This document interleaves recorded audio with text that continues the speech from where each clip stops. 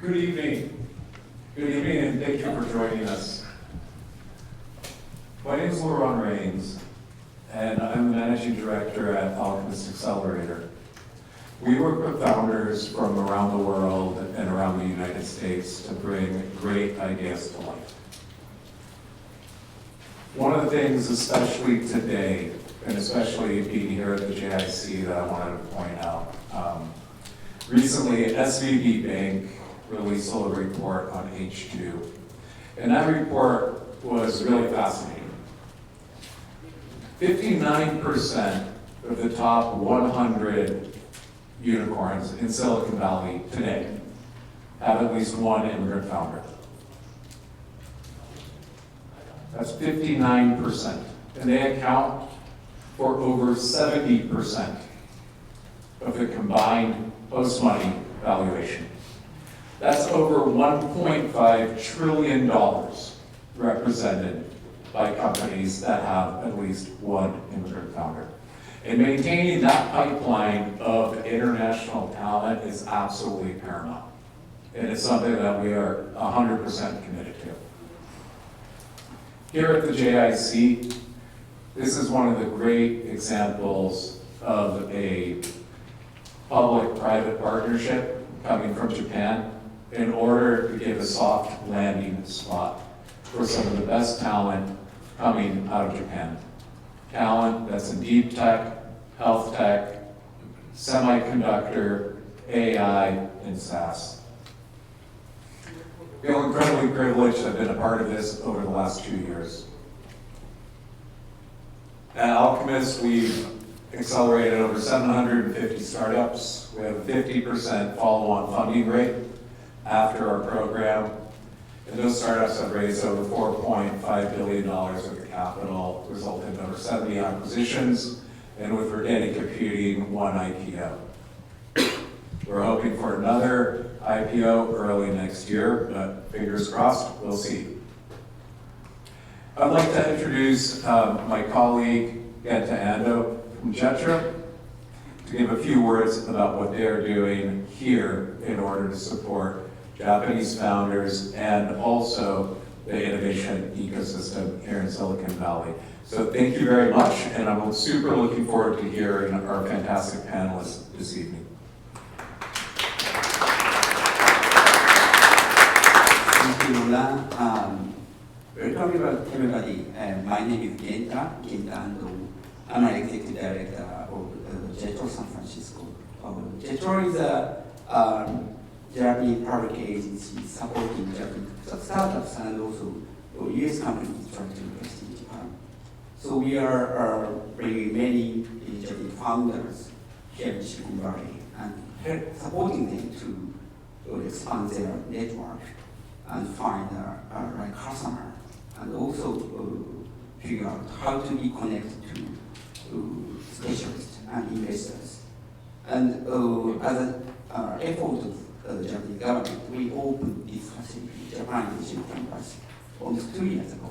I think tomorrow will be the 2 years anniversary, right? Maybe? Yes. Yeah. So we are running many programs with local partners such as Alchemist and hosting many events like this.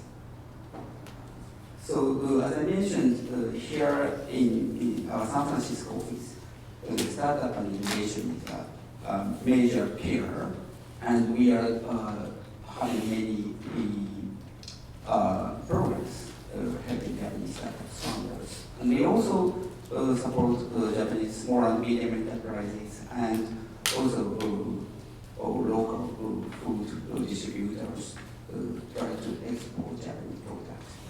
And also, as other direction, we help US companies, including startups, try to establish their entity in Japan or find customers, but to be connected to Japanese multinationals. And that is our third measure. So I hope this Japan Innovation Campus works as a kind of a good outlet for Japanese startup ecosystems to be connected to Silicon Valley ecosystem, and also kind of intake to get something from here to Japan, back to Japan. And today we have a special guest. And let me introduce you. Yeah. So we are, I think, collaborating with Scalable, and CEO and founder Katie is here. Perfect. Thank you so much. Good evening, everyone. Thank you so much to our amazing sponsors, Jetro and the Japan Innovation Campus for hosting us, as well, of course, as Alchemist for bringing together this powerhouse community of founders, operators, and innovators. My name is Katie Whitcraft, and I am the co-founder and CEO of ScaleSpark, where we help companies to get their operational act together, from systems to strategy to scale, because everyone knows that operations isn't sexy until it saves your ass. So, what are we doing here tonight? Welcome to Founder Therapy. We're talking about sales, marketing, and sanity checks. This conversation is about the messy middle. It's not about theory, it's about where sales and marketing and operations actually have to come together in your business to drive acquisition and revenue. Because all of those things can't work separately or apart from each other.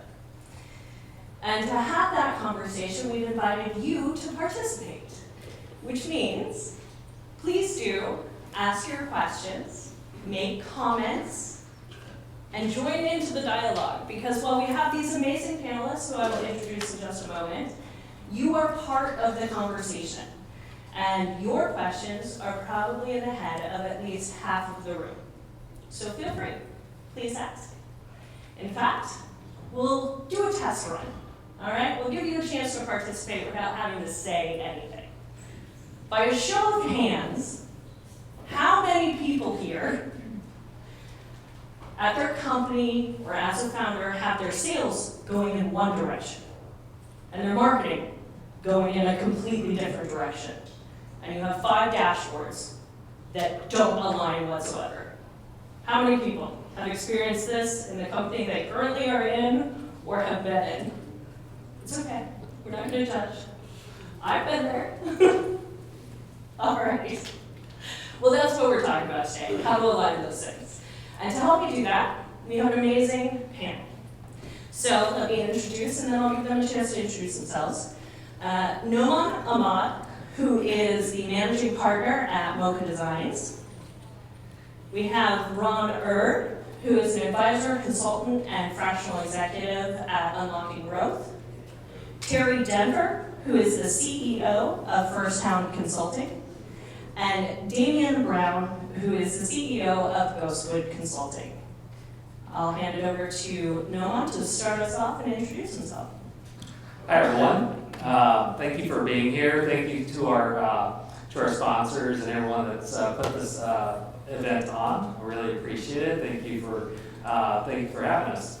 My name is Noman Ahmad. I'm the founder of Mocha Designs. We're a digital design agency based here in Silicon Valley, most specifically in Danville. So that's to many of you that might be Nevada. What we do at Mocha Designs is really kind of help businesses tell their unique story. So we get to know them, their business, their products, their services, as well as their customers. And then we develop websites that tell that unique story, as well as doing digital marketing through search marketing, as well as SEO and other more tactical means. So I'll pass it off here. Hi everyone, great to see so many people here, and thank you to the sponsors and the organizers tonight. My name is Ron Erd, and my firm is Unlocking Growth, and that's pretty much what we do. I've been the CEO of 5 different businesses, an executive at 3 different Fortune 500 companies, and spent most of my career in enterprise to enterprise business.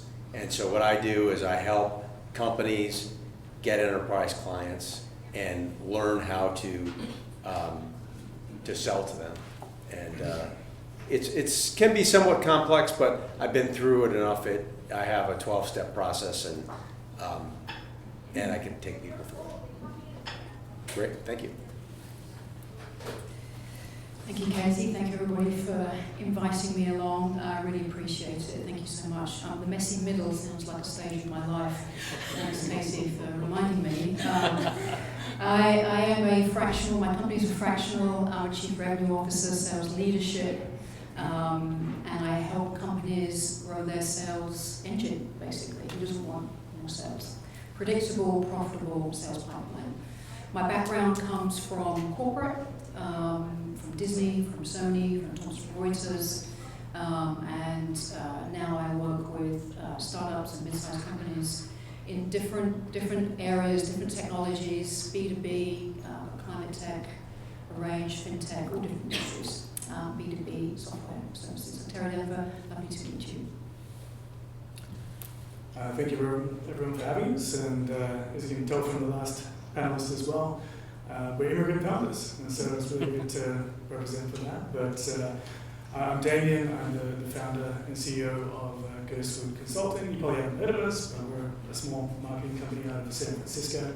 I come from product management, even financial background, work with a number of clients and a couple of large private equity companies and their clients. And so over the last couple of years, we've built out a fairly large team to work on product management, product change, SEO and GEO, kind of all blended into one, which is why I think the messy middle makes a lot of sense for me being here, because it's not a one-size-fits-all type of product or not one-size-fits-all type of growth.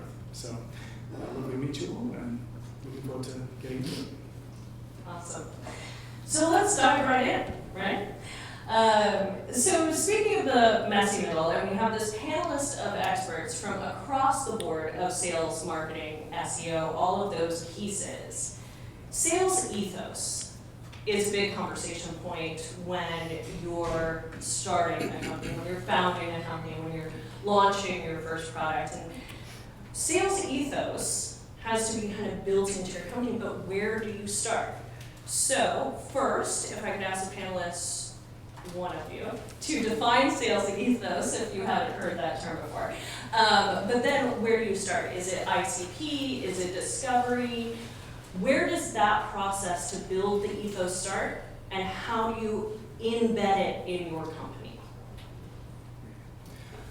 Well, I can speak to that. So for me, sales ethos is about company culture.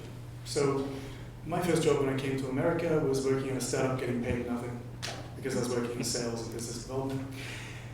And I was the only person there doing it. And what I quickly realized is that the CFO, the CEO, any of the technical people that we had didn't really understand the customer, what they needed, and how they operated. And a lot of the people that we're dealing with government or large corporations, and there's a very different sales process than what they were expecting. And what I was finding and getting very, very frustrated with was just that, you come from a financial background, you used to be a broker, why don't you, just keep on cold calling? That's not how it works. You need to provide some form of value to these people. And so what I did was I brought in this process for us where once a month I would have a little social night. I'd take out some of our clients or people that wanted it to be clients with us, take them somewhere fancy if we could afford it, somewhere cheaper if we could. And really get everyone else on the team to understand what the client's needs are. And then getting them as part of this, getting them into the sales process to say, hey, don't block this, don't block that. If we're doing marketing and sales, I need to have product support, I need engineering support, I need financial support. And so really just making it part of your DNA from day one is so, so important. And even when you get a bit bigger, it's a bit harder to do that, but providing reports and making sure you socialize that information is super important. So I think just from initial level, it's just about building that into your culture, that everyone knows who the clients are, gets to meet the clients face to face in some kind of format, and can have conversations with them, because they're all humans as well. Same question. Same question. Who knows Sarah Blakely here? She was the first female billionaire founder. She founded Spanx. She's a women's shapewear with $5,000. She sold fax machines to get her business going. And if you subscribe to Masterclass or you see her on LinkedIn, one of the things that she always starts with is the why. What's your why? I ask founders this all the time. Why now? Why change? Why you? And that's where I start my conversations with CEOs and founders with their companies. A lot of the companies that I work for, some of them have transitioned out of founder-led sales, and they've got salespeople, or they want to hire salespeople, their very first sales team. But understanding the problem that they're solving is sometimes a hard place for them to get to, understandably, because they've founded a company. So I really try and help them do that. And I think sales ethos starts with the why, your why, and then really understanding problems that you're solving, that you're helping, that you're solving. And then we build from there. And that's the foundation, I believe, to any sales organization to build a revenue engine. You want an engine that is scalable, that can take you through all of the navigating the bumps in the road which you're going to get, but starting with the foundation of the why and the problems that you're solving. And that's what I love about Sarah Blakely. Even though it's shapewear, it's not SaaS, it's not software, it's not tech, but the principle is the same. The principles are exactly the same. In the fractional world, I started my career in the entertainment business, and I moved into digital media and content protection software. I fought pirates for 20 years of my career, and then I moved into renewable energy and climate tech, and now I'm fractional. Now I don't have one industry that is the same. How can I do that? Because the principles, the foundation you apply, yes, there are nuances, of course there are, but that foundation is that you can apply anywhere. Yeah. I love it. So far we have transparency of your sales process, not only internally but externally, which is fascinating. And then also just starting with the very basics, that very basic foundation of why are we doing this? Why do we start a company? Why do we need to be the first mover? Ron, I'm sure you have an amazing thing to add. Yeah, I'll just try and add. I think first, can people raise their hand? Like, how many founders do we have here? All right, and of the people that are working in sales, how many of the companies are seed stage or younger? All right, and then Series A and above. All right, so this, to me, the sales ethos, it does span the life of the company, but it manifests a little differently depending on the stage of the company. I think the thing that I'll leave you with is it's about curiosity and it's about learning. Because you come as an early stage company or any company, you come to a set of customers with a hypothesis really about what value you're bringing to the customer. But the sales ethos has to be, does the customer view this as valuable? And if so, how valuable? And I think as you continue to make sales and grow and become a learning organization, you're serving the customer. So whether it's your customer service team, your sales team, your support, even your product team, everybody has to understand and be curious about what the customer really cares about. Cool. So when I first started out, I was working at CB. And so the number one thing, we'd go to sales meetings, and the number one thing that they say is like, what are your numbers? Like, how are you performing? Are you going to be able to meet this quarter's numbers? And to me, it's like, I always thought that sales ethos was, hey, numbers, you got to have leads, you got to have sales, you got to be growing. But then I got into marketing, more and more marketing, and I was like, you know what sales ethos really is how you want your customers to feel about working with your company. And the impression that they're going to have of you and everyone in your business. Even if they don't buy from you, what is that impression that you want to leave with them? Do you want them to feel like, this is somebody I can do business with? Maybe not today, but maybe tomorrow, or maybe when I go somewhere else. That's what sales ethos really means to me as I'm running my own agency, is how do I want my clients to feel and perceive me and my business, and how they can, like, the expectations they'll have with you. Anyways. That's great. I love all those points. I think they're very important to how we look at the very beginning, the very first step into this process of aligning the marketing and sales and ops and how you do that. I want to dig back in though. We can start from this side this time and say, so you have your sales ethos and you all brought up great points on how important they are and what to look at. But with founders, you start with a small group, as we saw by the show of hands. There's a lot of early stage founders in here. And so getting across that sales ethos to your team, building it into that foundational team, is a little easier, I would say. Smaller group, easier to pass on information. As you grow and scale, how do you keep that sales ethos really built into your company as you scale and grow? How do you do that? Well, okay, so I'm going to kind of tell a couple of different stories here about that. So I've been in the founder seat where the sales team is the person I look at in the mirror every morning when I'm brushing my teeth, right? That's how you like develop your ethos, right? Like, okay, are we doing the right things, etc. When I became fractional CMO for a startup company that was doing around $5 million in business, that's where the challenges were. They had this ethos. It was a company led by founders from India. So they came from culturally from something that was somewhat different than American culture, right? Their ethos was very transactional.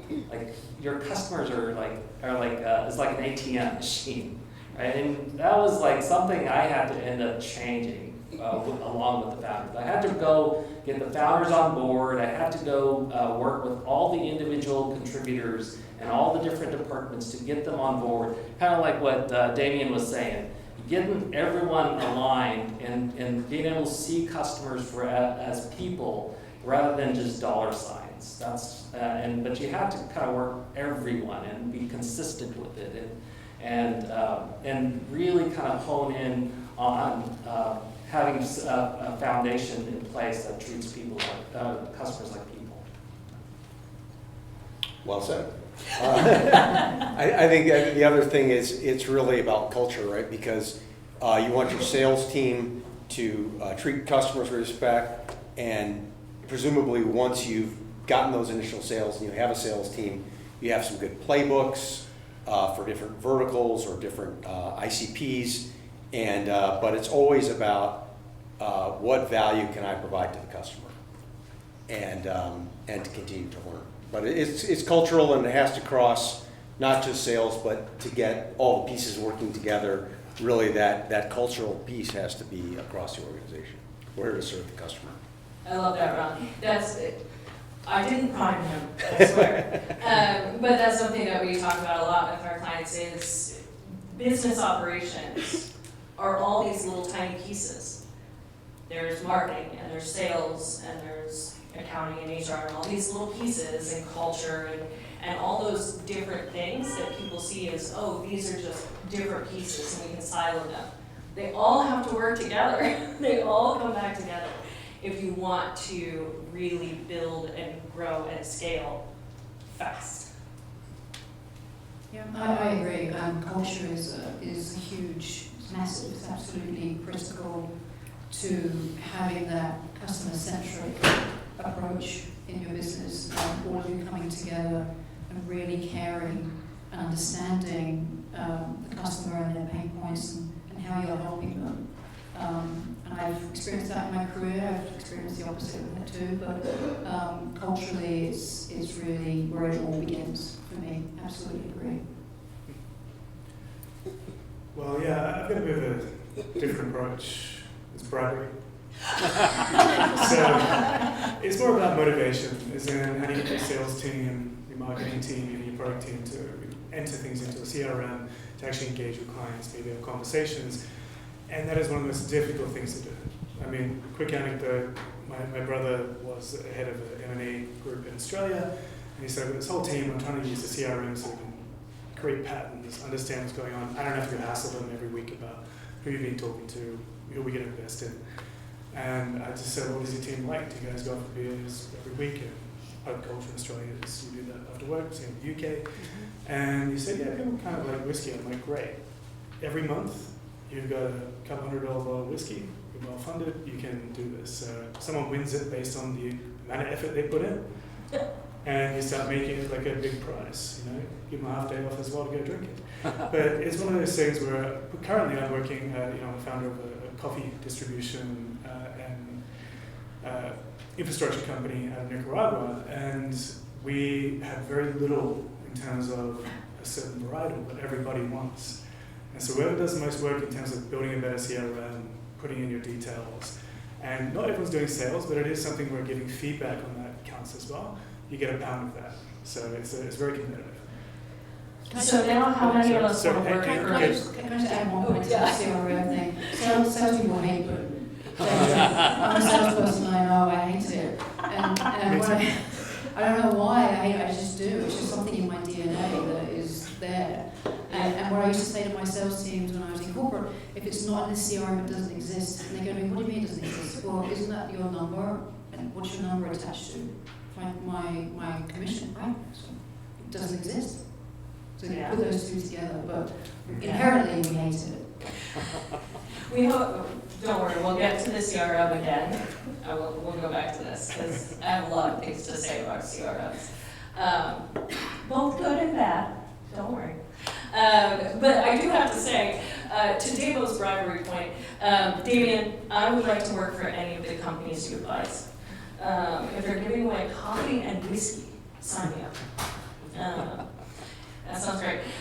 Bribery does work. Incentivization with staff is always a good thing. I mean, if we look at it really, salary is incentivization to do a good job. So doing that little extra bit to really incentivize something that people hate, that CRO piece, is also good too. So we've talked a lot about the sales ethos, building it into your company.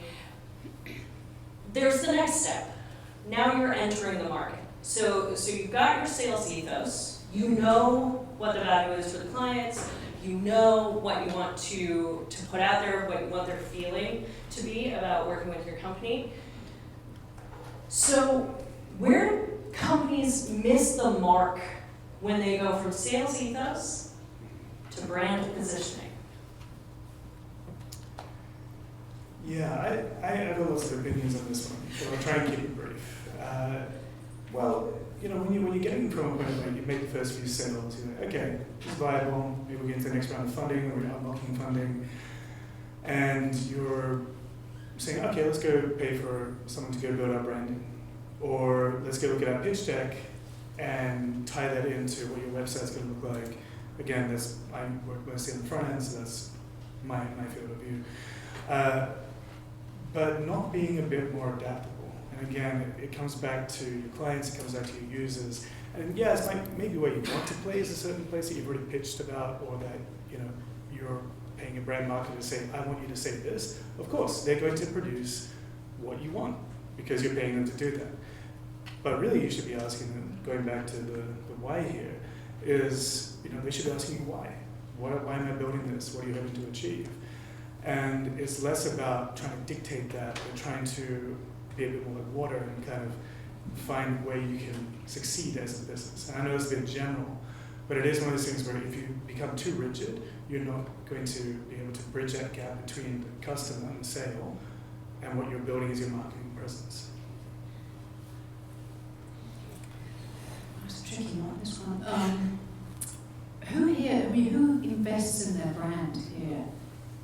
As in, do you specifically have somebody? Yeah, you do. And so how do you tie that to your sales team? I think some of it, honestly, when I go back on some of the stories, I've got a lot of stories on this one, but I won't tell them all here. It's probably a pub story more than anything. Is again cultural for me, especially as the company grows, especially as it gets bigger, and you're coming out of founder-led sales, and you're taking on and you're hiring sales professionals for your team. how do you get them to really appreciate and value the brand that you have built from the ground up? And again, I think that for me, that always goes back to the culture that you're building. Keeping in mind that those salespeople are the face of the company, right? So you have customer success team, when you have customer success, they're at the coalface every single day, and are they representing your brand? And I think those two come together.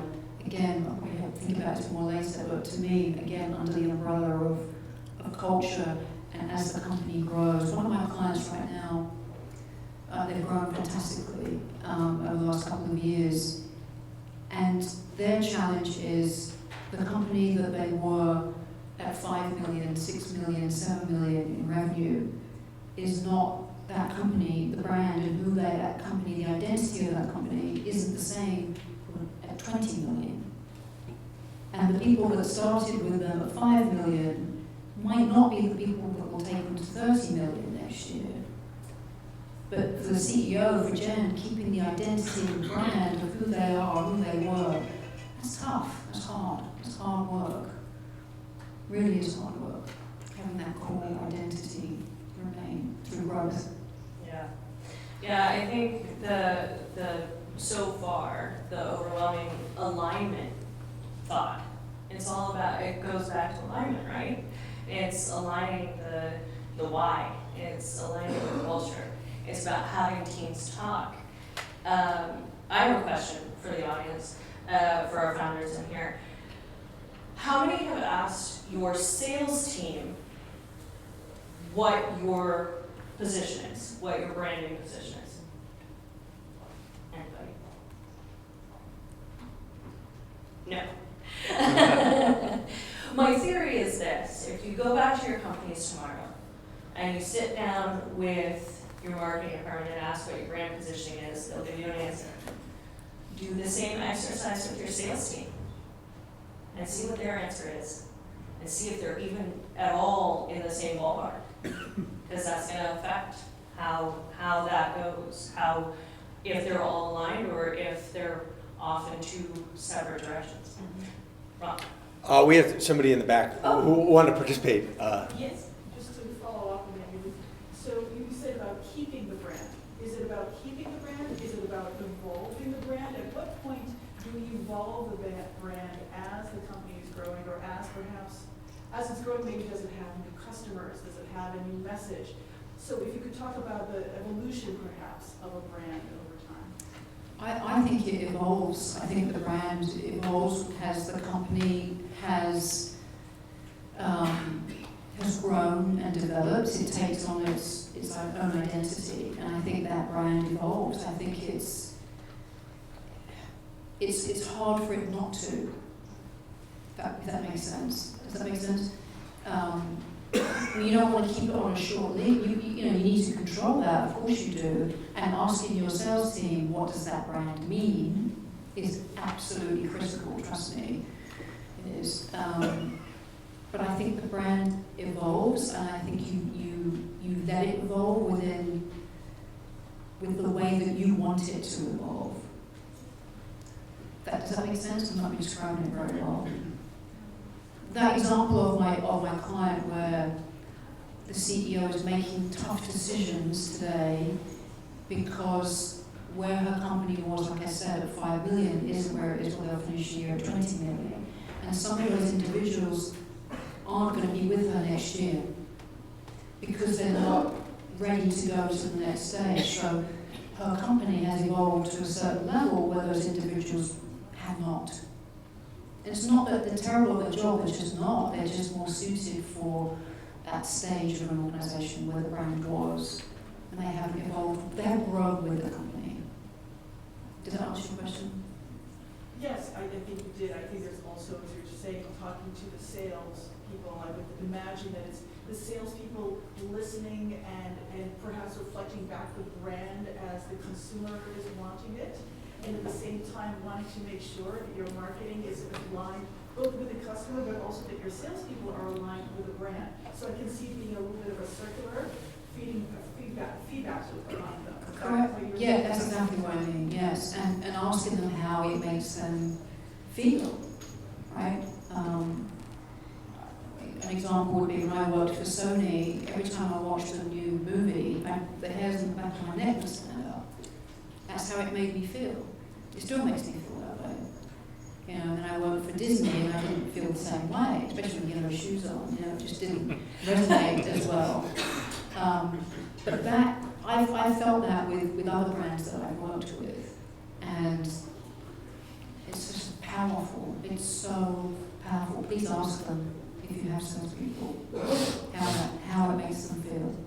I think we have one more question or comment. Yeah, question/comment. By the way, this is a fascinating conversation because brand is so important. You could lose a deal, that's okay, but if you lose a brand, not okay. Yeah.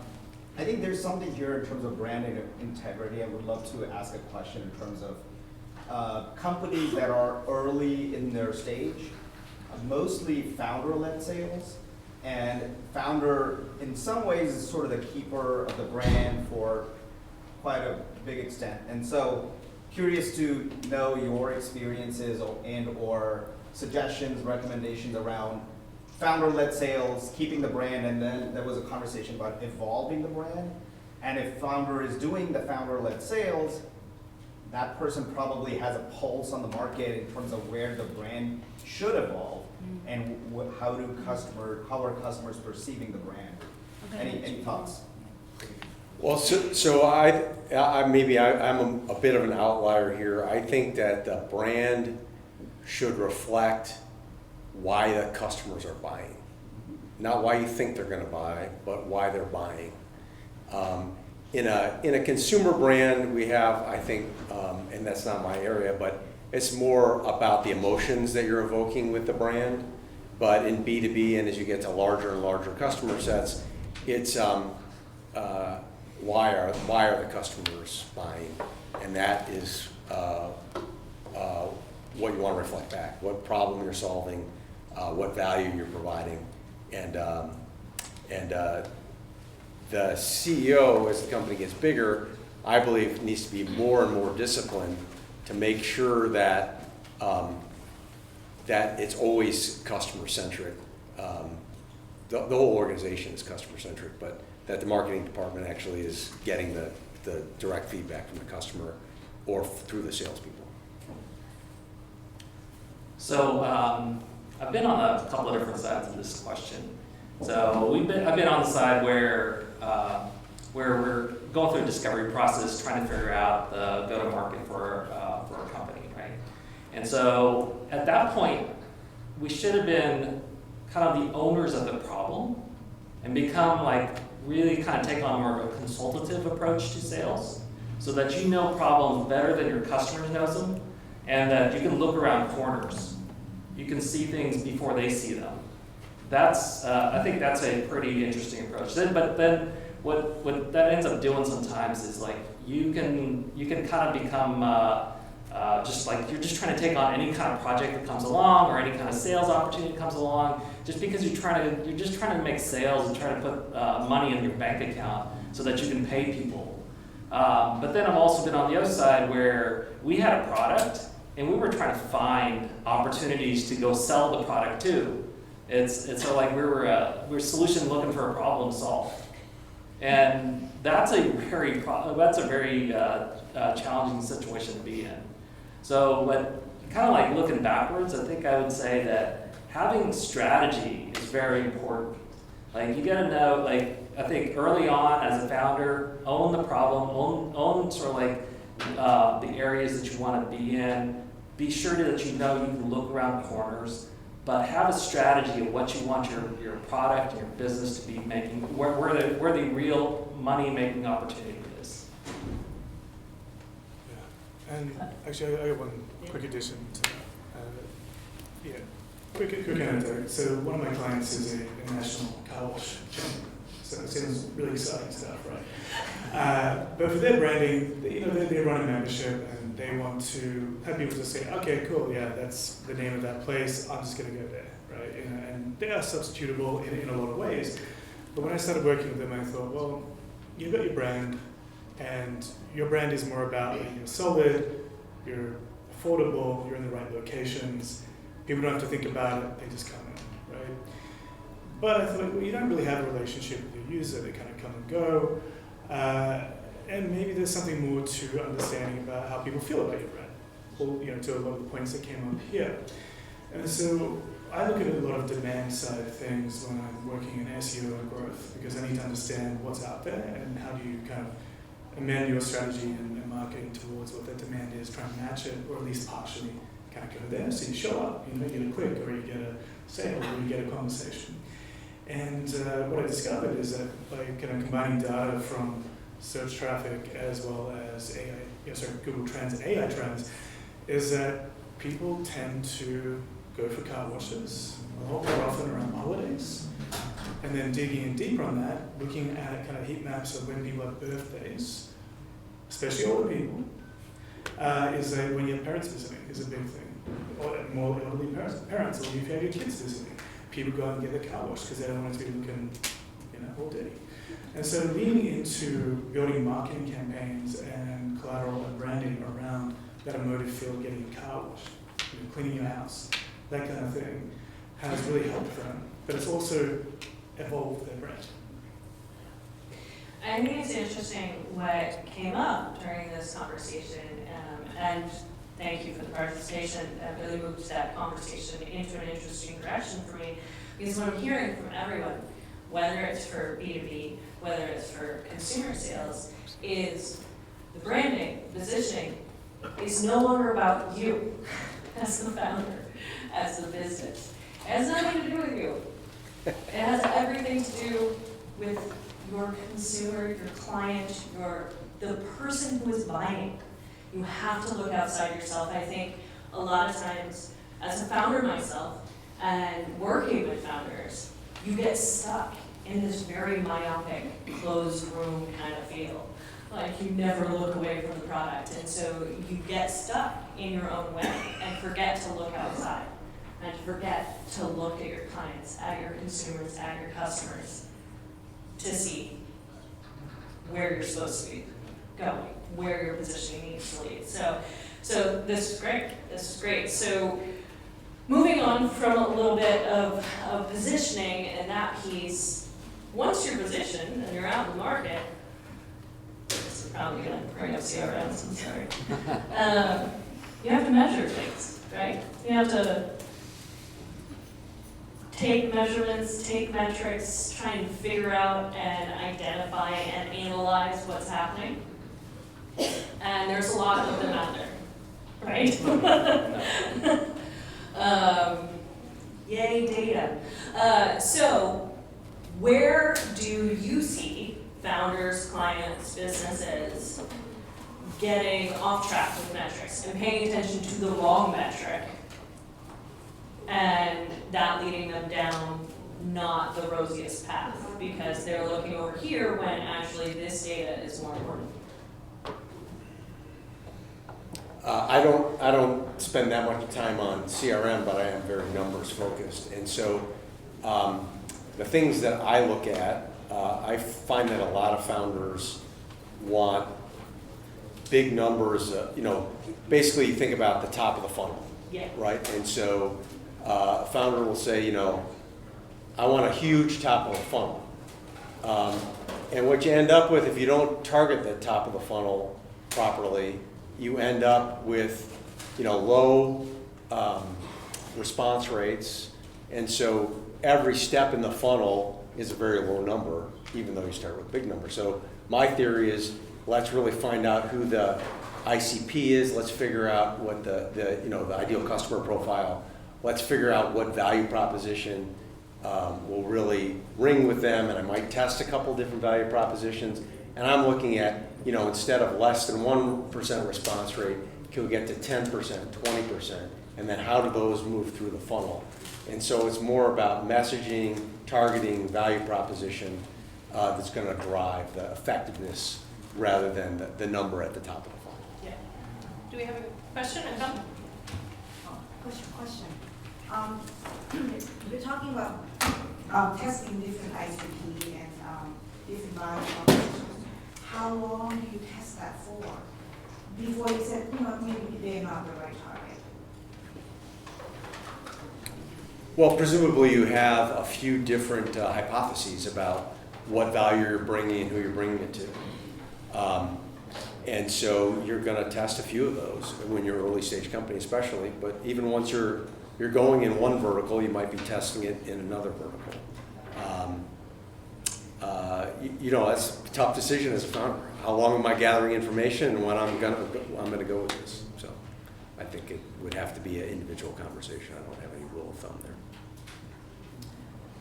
Yeah, I want to say, from my perspective, I work a lot with numbers and data analytics, and I would say there's no real clear, like, this is the length or this is the number. I think that's very much more on you, but I think there is, when you start tripping over into, you can see a definitive correlation of answers and data leaning in one direction, and you're getting enough information where you see a definite trend, that's what you want to see. So it's definitely not 5 people that you ask. It's got to be, a pretty large number to start seeing a significant trend. But I think you're really looking for that instead of like a definitive length or amount of information. You're looking for that significant trend line. That's my take. Yeah, patterns get to repeatability. Yeah. Yeah. I just want to caveat, I dislike entering when I was an individual contributor into the CRM. I don't hate CRMs. I am a data-driven sales leader. It's just when I was a sales rep, I enjoyed watching my dog's feet more than I putting numbers into a CRM. I'm a data-driven sales leader, and without data, the right data, you will never get to a repeatable state, trust me. You just won't. Understanding your sales velocity. Who knows what sales velocity is? Yeah. It's a really important metric. It's the number of deals coming in that are qualified. They're aligned with your ICP. Qualified deals coming in. Your average deal size, your conversion rates, and you'll only know your conversion rates when you've got the data. A good conversion rate from a sales qualified lead to closed one is B2B SaaS is around 20-25%. And then your sales cycle. What is your sales cycle? That's a basic, it's real basic, it's a very basic sales velocity. You can make it complicated and drive yourself completely insane. You haven't done that, trust me. But you just need the basics. And once you understand your numbers and you get to a pattern and you start understanding what's resonating, what isn't resonating, how quickly those deals are going through your sales pipeline, you're going to get to a repeatable state much, much faster. Sales process, you need that. And you need a sales methodology. They're very different, but you need both. And methodology is up to you. I think personally there's lots out there. There are so many, but it's very much a personal choice, I think. I love them all, but there's some that I love more than others. And more than watching my dog's feet. You have favorite children? They are like children. Yes, I work with some mature companies, but then also a few startups, and I've got 2 million startups going at the moment. What I see 9 out of 10 times is there is no real understanding of that first point of contact, whether it's through the CRM sales process or website, email campaign, and the actual sale.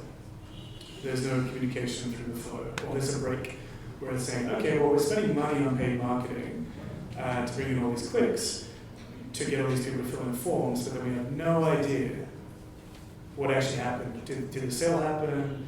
Did another conversation happen? Did the person just ghost? And that's really the biggest point of contention that I have when I have people come in and talk to me, is say, well, look, we got to focus on getting analytics. Here are some other people I've worked with. Here's what we can do for you. Here's some tools you can go do in-house to set up and get your own data warehouse going. We use BigQuery and a lot of Google tools ourselves. But if you can't tell me what's actually working, why are you doing it? And I know that there's when you're very much early on in a startup, you just want to get those sales out, and that is important. You can dovetail these things. You can do this. You can hold more than one important thing in your head, and you can also do more than one important thing at one time. So my biggest recommendation is, if you can't measure it, maybe you shouldn't be doing it, and go from there. I don't know. Art and science of sales. I definitely feel that there's an art and science to data science, but because it's like sometimes you can run experiments, you can run tests, you can run ad campaigns, and then you're just going to know that when enough is enough, and that's kind of more gut feel. It's kind of like it's more like a feeling you see. All right, we've done enough of this. Let's move on to something else. So that's my perspective. Yeah, I think hugely valuable points. You know, there's definitely numbers you need to know, and you do need to measure it. And focusing on the top of the funnel is the easiest one to see, I think, a lot. If you look at what Damo said and you look at what Ron said, it's easy to see the top of the funnel. What happens down below? You know, what happens to get to the results? I started off in the accounting side of things and the financial side of things, and it's honestly actually a lot of the same things. Is you have these beautiful financial documents where you have a bunch of pretty numbers, people like pretty numbers, and you have no sense of what made those numbers. They just appear. So it's really digging in and figuring out the science behind how you got there, right? What makes those numbers? How do you go from the top of the funnel to the bottom? How do you track what happens after the form gets filled out and things like that? So don't focus on the easy numbers to see. Focus on why those numbers exist and how you get to the outcome. It's the why. Why the customers, why the numbers, why everything. So we're coming to the end, and I'm not going to force you guys to talk about CRM. I love CRMs. If you want to talk ad nauseum about CRMs and automation, come see me. That's what I do all day. But instead of going on, I want to make sure we end on time. We have a little time for questions. So we're going to play a fun game that I like to end these with, and everyone's with me here. I call it fact or bullshit. So this game, I'm going to have some one-liners about things that people throw out as truths, particularly around business and sales and marketing and things like that. And the panelists are going to answer whether it's a fact or not, and why. All right, are we ready? Okay. Good products sell themselves. Bullshit. We could go down the line. We'll talk about why. That's bullshit. Yeah, I think we'll agree. Bullshit. Yeah. I agree. You don't have to pass that to me. Okay, so here's my question. Not only why isn't it a fact, but why is that a thing that people say, do you think? I think that comes from Steve Jobs is like the only person that there might be one or maybe Elon Musk, where they build it because they can see where the consumer is going to be and what the consumer really wants. So those are like the two examples that prove the rule that you can just build it and they'll come. But I think, there's so many brilliant founders that are building something that's really technologically advanced, but it doesn't necessarily, you got to find the right customer, the right problem, and that takes something other. You don't just put it out there and people buy it. Yeah. I call this the dissolution of the field of dreams. If you build it, they won't come. It's sad. Okay, next one. Marketing is just brand awareness. Bullshit. Bullshit. Bullshit. Guess what? Bullshit. Okay, no, as our digital marketing expert here. Why? Well, so when you're a startup, you have no brand. You're irrelevant. That's what you're fighting, is irrelevancy. And so what you have to do is fight irrelevancy and get customers, right? And so what's the best way to get customers? Well, you want to be able to sell a product that's going to solve a problem that they have. That's the number one thing. So that's why I say that shit. Does anybody else want to speak to why? No. You covered it? Okay, great. I have a little trickier one, because we haven't talked a lot about automation, and that's where I play a lot. And automation of marketing and sales is a lot. But here's one that I hear a lot from my clients. Automate first, optimize later.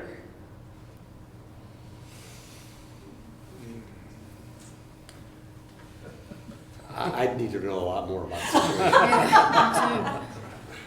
Yeah, it's a hard one. I think for me, from my perspective, I think it's a little bit of fact and a little bit of fiction, and it really depends on the scope. So it was a trick question. You did catch me off. Thanks, Ron. But definitely interesting to think about. So as founders, definitely go and think about that. So before we end, I definitely want to open it up. We've definitely had some participation today, but there's a lot of you guys out there, and I want to make sure if you have questions or comments about what we talked about tonight, you do have a moment to say something. Here we go. So I'd like to challenge the panel about good products don't selling themselves, because it sort of ignores the entire product-led growth. And I can name a lot of companies that didn't have sales force. It's like Atlassian, Canva, Shopify that achieved massive scale with no in-house sales. Channel is a separate thing, but I think product-led is a thing, and it's not fully bullshit. Ooh, I like it. Panelists? Well, you're right. I don't know that they sold themselves. But product-led growth doesn't involve, salespeople till much later on. But you do have to figure out who your audience is and how to get your first sales. So there is an aspect of sales and marketing and what problem you're solving. So, but yeah, you're right. It does eventually sell itself if you build the right thing that solves the right problem and you get it in the hands of the right initial users.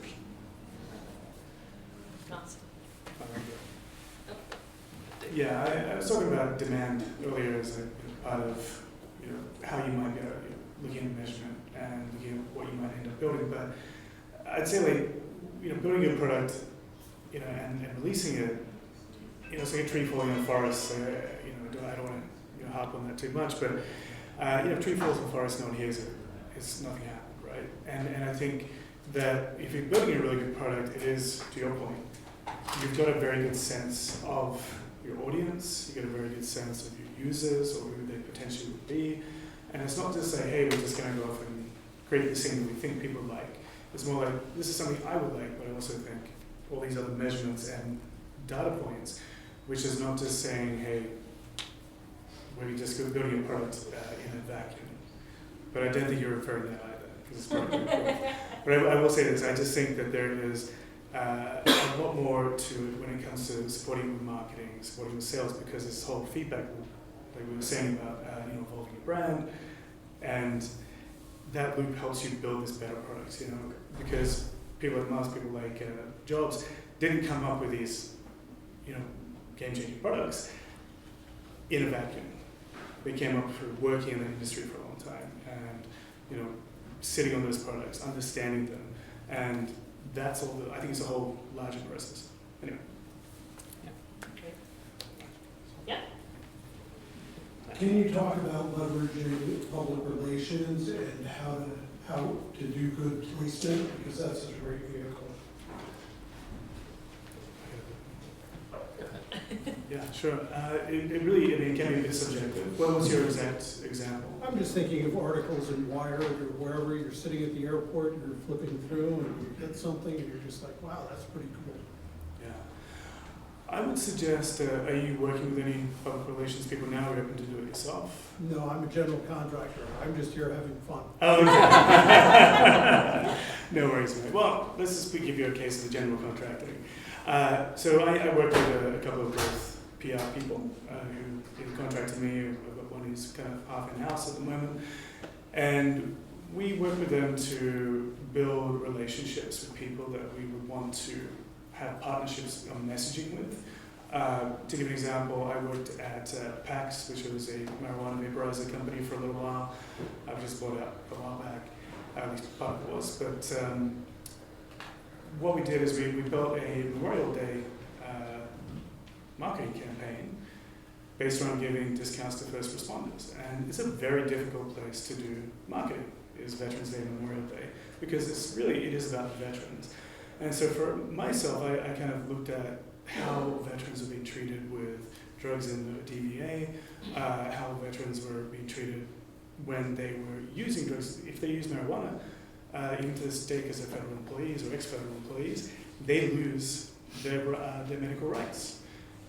But they're able to get a prescription to opiates. And so what we did was I had a PR person kind of build a campaign and create the relationships with Doctors of Wounded Warriors Project and a few other organizations to help us kind of come up with co-messaging where it would be complementary for both of us, a discount permanently for first responders and their families, and also for us to help them with data to, prove their message as well. So I think with PR, it's something where you need to have these relationships developed. So if you're doing it yourself in-house, reach out to people who might have an interest in your product, whether it's people who have non-profits, NGOs, even governmental organizations, like where we're being hosted today by the Japanese private public organization, JEX. But I think that you really need to build these relationships over time, and anyone on the team can do it and bring them in. And that's going to help you drive those types of PR, get you onto Wired, get you into the news cycle, is by having those relationships. Anyone else? No? Okay. Oh. You're first and then we'll go. So I'm just going back to the example of Canva or Facebook. They may not have a sales, but they advertise. Where do you spending your marketing dollars? Because if I ask you today, it says, if I have to charge you $50 to have a Facebook account, would you do it? I mean, there's some money exchange somewhere in the incentive. It's not like, you show up and you put a product there and tons of people come buy it out. So that may not fall in sales, but it is money being spent, right? Not organic, right? So where do you draw that line that they didn't have sales? Okay, so I definitely want to come back to the product-led growth and process advertising part of it too. So product-led growth is great, but it really ends up being creating a great product will help you generate customers that will refer you. They become brand advocates for you. They want to share it, right? That's why Tesla and all these other companies, even Canva, right? We use Canva in-house, and I tell all my clients about using Canva for generating their own content. So you want to build a great product for sure. You don't want to discount that part, and I'm not going to discount that. But it does take strategy and marketing and sales and alignment to be able to get a product to market and be able to know how you're going to get your initial customers, whether that's through an ad campaign, and be able to drive that renewal customer, whether they're going to be champions for you or whether they're going to be recurring customers for you. So, thanks. You probably have something to say on that? No. It's a hard one. I think you really need to be able to measure the results, and that's what I really want to kind of focus in on. If you're going to be off spending money, there's always going to be a diminishing return. And if you're spending money on paid marketing, it's worthwhile building. Am I loud enough? No, okay, sorry. I was going to say, if you're spending money on paid marketing, it's worthwhile building organic marketing, whether it's through PR, like you're mentioning, or whether it's through your website, whether it's through white papers. I think about every dollar that you spend as an equal investment to another type of marketing. Is that answering your question a little bit, or am I missing the mark? When he said doesn't have sales, I'm just saying I'm lumping the paid marketing advertising as part of spending money to get your customer. You know, there are, you know, a product like Boo Boo, where one influencer had it on their bag and it went viral and it didn't pay anybody. Yeah. That's another type of marketing. Sure. Yeah, I think going back to like numbers that you need to watch, I think there's perhaps a difference, and please panelists correct me if I'm wrong, between acquisition cost of a customer, total acquisition cost of a customer, versus sales team spend, like sales spend versus marketing spend. So all of those different numbers, and total acquisition cost does include both sides, both sales and marketing. So there is always an acquisition cost to a customer, and I think that's what you're talking about there. There's always cost to acquiring customers. What is that cost? Is there a soft cost, is there a hard cost, et cetera, et cetera? Is that That's absolutely spot on. I mean, you can do influencer marketing, you can do advertising, or you can buy press. There's a lot of ways to be able to do this acquisition. That's why, that's why we have companies and agencies that we kind of like help figure out the right approach for your business, rather than just kind of like having you guys just blindly test a bunch of stuff that doesn't work. I'm sorry. Anything else? Okay, so we have one last question, and then we're gonna wrap up. So my question is how to market a certain, what could be called a product, and it needs to be marketed to all of humanity. This is a product that everybody needs, and right now the conversation somehow needs to be shifted. The product is climate restoration. And right now all the discussion is about adaptation and mitigation of the worst effects of climate change, and yet not many people are talking about climate restoration. And I'm a volunteer with the Climate Restoration Alliance, and we have a plan with somewhat proven results that we can restore the climate back to pre-industrial carbon levels within 50 years. We could make notable progress within 10 to 15 years, where we can drop the global warming from 1.5 degrees down to 1 degree. And if it's business as usual, of course, in 15 years or less, it'll be at 2 degrees, and then we'll have all these tipping points.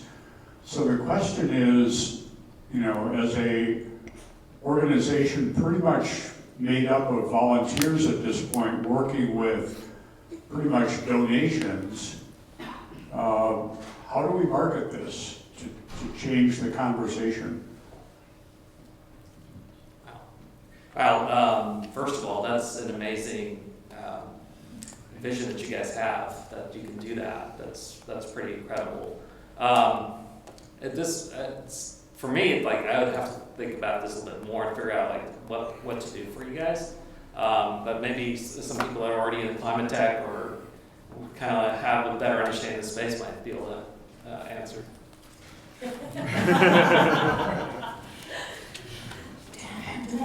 Yes, you mentioned that. Sorry.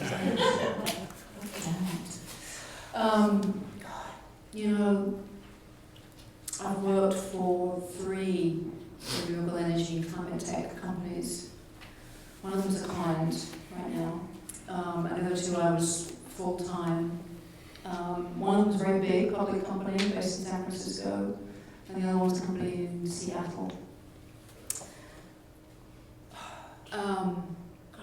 Honestly, I went from digital media technology to renewable energy, and my first reaction was shock. Absolute shock. For many, the conversation could go on for hours as to why I was shocked. One of those companies really cared about the planet, the rest did not. They just didn't. It's money. Yes, I fully am aware of that. Yeah. And it's a tough one, honestly. What's your name, sorry? Ray. Ray. Ray Sunday. Ray, yeah, it's Ray. It's I don't know, if I'm honest, having been in that world, I don't know what would make it change. Because it's not what's happening to the planet, is it? Right. And on top of that, you have companies that are helping with the recycling of those energy assets, which is another huge problem. 95% of solar panels end up in landfill. Yes. 95%. And we're only at the beginning of that problem. Solar panels are bad for the environment. They're very bad, absolutely. And then on top of that, I'm not going to get political here at all, but on top of that, then you have governments that want to believe in it, and there's tax credits, and then there's tariffs, and so it goes on. So I can't answer your question if I'm honest. I really can't, because of the shock of what I felt when I worked in those organizations. Lovely people, and I'm still in contact with all of them. They're lovely people. But only one of those 3 companies actually had a mission around planet Earth. Our founder is going to be speaking at COP. You are? No, our founder is. Okay, good. Yeah, I work a lot in the nonprofit sector in different ways, and I think your question about changing the conversation is the right place to start. It is about changing the conversation. It's not about moving the needle right now. It's literally you have to change to a whole different topic and way of doing things. And I think there's a reason why grassroots campaigns work in nonprofit and in these kind of situations, because if you're going to go out to a bunch of companies who are making money right now with the way things are, getting them to decide that it's not okay to make the money is a difficult proposition to have them. So I think the grassroots campaign starting from the people, from people who don't have a dog in the fight, is a good place to at least start that conversation and sway it from that direction instead of starting at the top and working down, because the top doesn't have a reason to stop making money. But the people have a definite investment in what's happening. So if that helps at all, I think definitely continue connect with our panel and Terri specifically, and see if there's some alignment there and if there's some help to be had. And reach out to different agencies, consultancies, and things like that, and PR firms. Lots of them do donate time or resources, particularly in these type of endeavors. So ask the question, because if you don't ask the question, you're already at no. There's nowhere else to go with that. So you might as well ask. Thank you all so much for being here. This has been amazing. Thank you for participating. This is wonderful. Thank you, Jetro, and the Japan Innovation Campus, and its beautiful